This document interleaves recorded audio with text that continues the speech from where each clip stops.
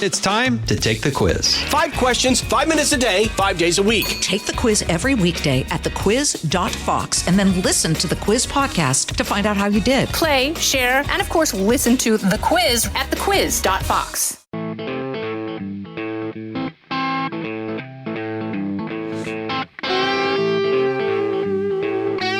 One, on his back foot.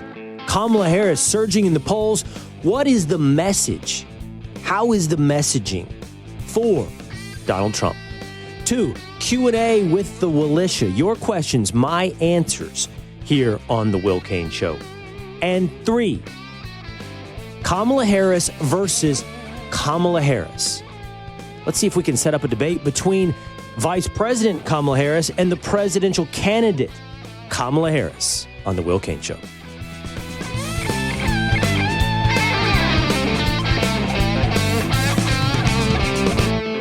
It is the Will Cain Show, streaming live at foxnews.com, on the Fox News YouTube channel and the Fox News Facebook page. Always on demand at Apple or Spotify. Just hit subscribe. Or join us every Monday through Thursday live at 12 o'clock Eastern Time. Hit subscribe on YouTube. You'll get the reminder. Set the reminder. Jump into the comments section. Become a part of the community and hang out with us here on the Will Cain Show. I got a busy week. You can join me tonight as I fill in for Jesse Waters on Jesse Waters Prime Time on the Fox News channel. And a little bit later this week, I'll be sitting in on Fox and Friends Thursday and Friday. It's a busy week here on the Will Cain Show, so let's get right to it with story number 1. What is the message? Why is he on his back foot? What's going on with Donald Trump? Let's break it all down with columnist for Outkick, frequent fill-in host here at the Will Cain Show. It's Bobby Burak. What's up, Bobby? Will, happy to be here. It's interesting, when I don't know, just go out around in the world, Bobby. When you talk to people who are conservative or Republican or to one varying degree or another supporters of Donald Trump, man, I'm picking up a level of pessimism. I'm picking up some real concern out there of people out there about the surge of Kamala Harris, the enthusiasm around Kamala Harris, but not only that, the reaction of Donald Trump to this surge for Kamala. Yeah, I'm with you totally. You and I both live in somewhat rural areas. I think you do at least. And I always try to judge not what I see just online in the media, but also talking to real normal people. I live in Michigan, one of the most crucial battleground states. And I'm with you. I've spoken to a lot of people out at bars and restaurants and out and about over the past 2 weeks. And the people who want Donald Trump to win, they're not very confident. And it's not just in the sense of like it was before, where it's like, well, we don't really trust voters. There's a real sense that Donald Trump is fumbling this race, fumbling this campaign. And that's a pretty stark contrast from even 4 years ago when, even though the polls weren't in his favor, there was still a lot of optimism. Well, maybe they don't matter. Maybe this is 2016 all over again. I don't get that same sense right now. Yeah, 1 month ago, there was, I think, a strong and growing sense of confidence that Donald Trump would beat Joe Biden. And if there was any pessimism or caveat to that optimism, it was, well, you never know what's going to happen in an election. Yeah. You never know, based upon 2021, that you can trust the process of the election. And then after the assassination attempt of Donald Trump, I mean, it was like going to be over. Everyone was like, this is done. Donald Trump is going to win the race for the presidency in 2024. And I don't know if it's changed 180 degrees, but it has swung hard the other way in a short amount of time. And it's interesting as to why. I mean, there's a lot of manipulation going on still. I mean, I think that the enthusiasm for Kamala Harris is completely astroturfed. I say completely. I think there is some genuine enthusiasm on the left for people who were just done with Joe Biden, because it was obvious that he is decrepit and senile and incapable. And now you have somebody with, a pulse as their candidate for president. And that is going to generate some level of genuine enthusiasm. But the press has granted her an outsized honeymoon period that has, I think, inflated her numbers as well. But I don't think we can ignore what you're talking about as well. It's this idea that Donald Trump has not responded well to this enthusiasm for Kamala Harris, and perhaps most notably, like attacking people like Joe Rogan. It's just not a smart move. Yeah, so there's 2 points here. I want to start with the Kamala one. So when I filled in for you the day after Joe Biden announced he wasn't running, and I talked to the crew, Patrick, Will, and James, about this analogy that I really feared. I called it the new coach phenomenon. What happens in the NFL when a coach is fired? Usually that team wins the next week, even if they're inferior.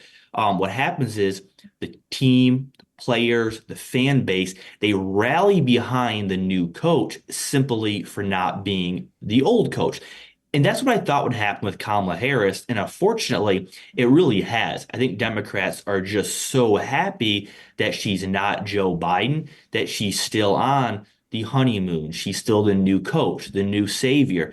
So I'm not that surprised to see the rejuvenation of the party. But on the other side, the Trump part is fascinating because he has operated since she's taken over as somebody who's really desperate, somebody who doesn't have a lot of winning messages to spread. Well, that's not true. In a lot of ways, Donald Trump has more than enough talking points. The border, crime, cost of living, economy, Kamala Harris subverting the primary process, being too radical. But while he's done that some, he keeps distracting from his own messages by delving into some really dumb areas. Going after Joe Rogan for simply saying he likes RFK as a person, I don't see how that helps Trump. Questioning if Kamala Harris is black, get what he was doing, but I think that helps her more than it helps him. Crowd size, MLK, tweeting out that picture, that AI picture that wasn't accurate. I just don't think he's helping himself. He's giving the other side a lot of ammunition to say, hey, look, he's the kooky one. He's the one that's not fit for office. And he doesn't need to do that. It's really odd as well. You know, I've been around Donald Trump on several occasions, and he's not just, I mean, I would say charming. Is that the word I'm looking for? I mean, he definitely, yes, he will charm you. Yeah. And it comes from even a level of confidence. Like it's the kind of confidence. It's hard for me to explain this because when you do an interview with Donald Trump, he talks about himself. I mean, but that's the nature of the interview. He is the subject of the interview. So he's going to, but the minute the interview's over, it's not actually all about himself, right? And even in your social life, in your personal life, there are times when you interact with people and they don't ask anything about you. It happens a lot. And it's really interesting. And I think it's probably coming from a place of insecurity. Like the more people feel insecure, they feel the need to talk about themselves. And confident people show, if you want to be interesting, be interested. And he's interested in other people and how they're doing and how they're feeling. And you see this, there are viral videos you can see on social media of him interacting with crowds, like going up, signing pictures, signing baseballs, talking. And it's incredibly winning. It's incredibly winning. And it's coming from a place of confidence. I don't know. It's like his Truth Social feed. Moments, I mean, he'll give an hour and a half rally, so it's just moments in the rally. But I'll be real. The other day, my wife was like, why did you have to call people names? Like, I walked in, she was listening. It was rolling on YouTube after the Will Cain Show. And that whole thing of like calling people names or any of the number of stories you just ran through is running cross current with what you and I were just describing about his ability to win from a place of confidence. Yeah, absolutely. And so let's go back to pre-debate in June. I put out an electoral map. I might have even discussed it on this show. And I had Donald Trump winning very slightly. I think it was Pennsylvania deciding it. So he had like 283 and Biden had like 259 or something. And most people, I thought at that time, agreed that the election was close, but Donald Trump was a slight favorite. then the debate happened and it really shifted. You saw Nate Silver put out his model, giving Trump about a 68% chance of winning. This is post-debate. And then someone tried to murder him on that Saturday, and then it seemed like the race was over. Then you had the really 3 positive days at the RNC, and it felt like this was inevitable. Donald Trump was going to win the presidency. Then he had that speech. Started out really well. Then it didn't. He seemed meandering, a bit tired, monotone, lacking energy.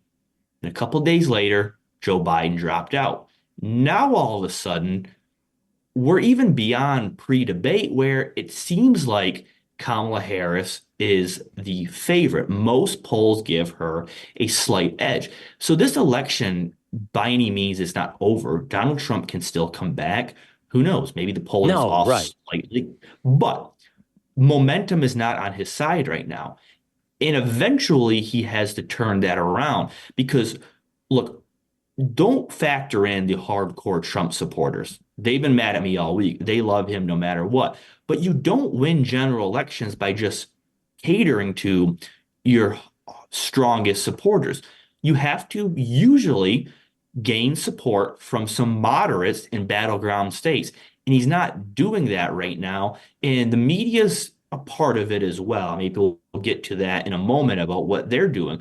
But Donald Trump doesn't have much momentum right now, and he's not helping himself. We'll see what happens in the coming weeks here. Maybe he will turn it around and put out a more positive message. But his messaging right now, by all polls, say it's not working.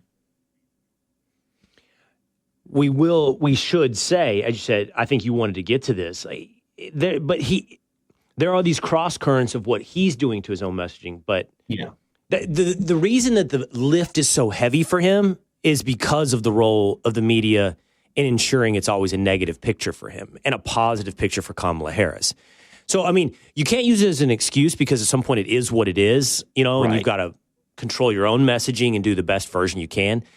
But I think you're the one who said this, like, he's not running against Kamala Harris. He's running against the entirety of an establishment that includes the biggest megaphones in media. Yeah, he's running against a media-created character that they've essentially cast Kamala Harris to play. So you have to sit back, and I'm writing a column on this right now, and I'm really fascinated by the topic. So 2 months ago, Kamala Harris was a notoriously unpopular DA, district attorney. She had the lowest approval rating for a vice president ever. She was deemed so unelectable that every conversation about replacing Joe Biden for the past 4 years has surrounded mostly Michelle Obama and Gavin Newsom, sometimes Gretchen Whitmer. Kamala Harris was viewed as so unpopular that she could never win a general election. Well, how all of a sudden does she go from that to this cultural figure of joy that the pollers seem to be very confident in can win this election? Right. Well, the answer is pretty simple. People are buying in to the role she's been cast to play. They are buying into what the media is selling. Now, this is what surprises me some. So we've seen polling for the past 3 years to say that only 17% of the country trust the legacy media. The legacy media, lied about Russia, lied about COVID, the vaccine, mandates, Biden's cognitive state. They lie about everything. And America seemed to be realizing, okay, we can't trust these people.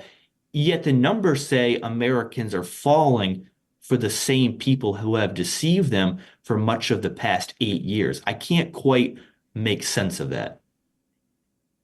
So here's how I make sense of that, and we'll leave it here. But I think the vast majority of people, like you just suggest in that poll, whatever it was, 83% don't trust the media. You said only 17% do.